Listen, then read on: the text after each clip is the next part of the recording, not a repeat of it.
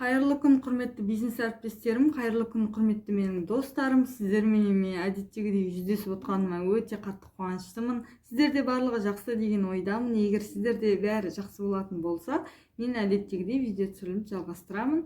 Мен бүгін видео түсіріліме түсетін мінекей өнім осындай мінекей ишокан деген чаншидың тарағы, лечебный тарағы. Бұл тарақ бізге не үшін қажет және қандай ауруларды емдейді, біз не үшін бұл тарақты қолдануымыз керек деген сұрақтарға мен әдеттегідей жауап беретін боламын. Егер менің видеом ұнап көңілдеріңізден шықса, тіркеліп өз пікірлеріңізді қалдыруды ұмытпаңыздар. Мінекей бұл тарақ ішінде осындай күмістен жасалған 35 түрлі тісі бар. Бетіп басқан кезде именно мынау сәуле, гамма сәулесі бөлінеді. Сол сәуле бізге адам организміне, яғни кері әсерін тигізбейді. Бұл сәуле бізді емдейді. Бұл қандай ауруларды емдейді? Яғни бас ауруларының бірден бір емі. Осы бетіп басымызға қойған кезде ол міндетті түрде біздің басымызды емдейді осы сәуле арқылы. Және біз бұл тарақпенен осы былай басымызды мына қақшекеден былай бір тараймыз, былай бір тараймыз, былай бір 6 бөлікке бөліп басымызды біз тарауымыз керек. Күніне әр тарағанда 150-ден 750 рет біз күнделікті тараймыз. Бұны тарау арқылы басымыздағы тромба, ұйып қалған қан, сотрясение, жоғары давление, төменгі давление, қара құстың ауруы және сонымен қатар басымыз үздіксіз ауырып тұрады ғой, бір ешқандай боль, бір үздіксіз ауырып тұратын боль болады. Сол больдің барлығының шешімі осы тарақпенен тарасаңыз кетеді екен, мінекей.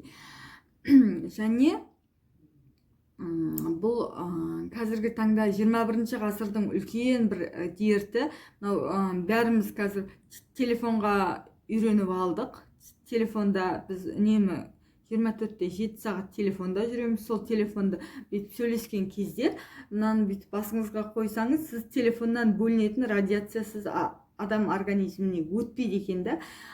Сол өтпеген кезде, яғни сіз телефоннан бөлінетін радиациядан денсаулығыңызды осы тарақ арқылы сіз қорғап қала алады екенсіз.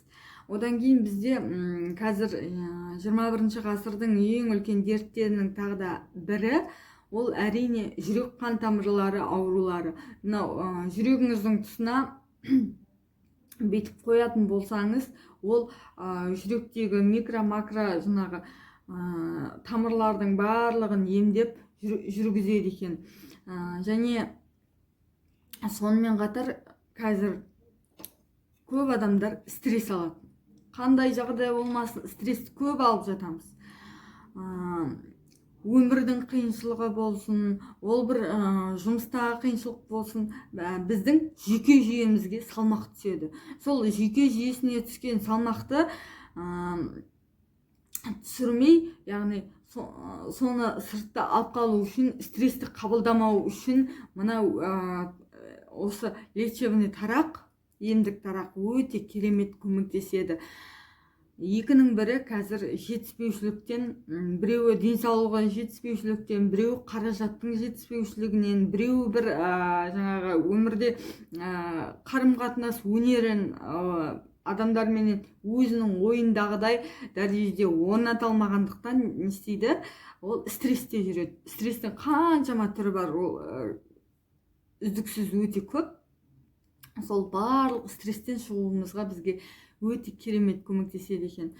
Қай жеріңіз ауырады, сол жерді басып, сәулесін организмге өткізсеңіз, сол сәуле сізді емдеп шыға алады екен. Және бұл тарақты ең көп пайдаланатын тарағым. Неге десеңіз, мен осыдан біраз жыл бұрын өзімде болған нәтиже именно осы тараққа байланысты. Мынаны бүйтіп басты бүйтіп үздіксіз тарағаннан кейін сізде памяттың нашарлауына, мынау ішіндегі, басымыздың ішіндегі нелер бар ғой, микро макро майда қан тамырлары бар. Сол қан тамырларының жұмыс жасауына, біздің памятымыздың жақсаруына өте керемет көмектеседі. Көп адамдар қазір сол тоже памяттың дұрыс еместігінен не істейді, страдать етіп жүр.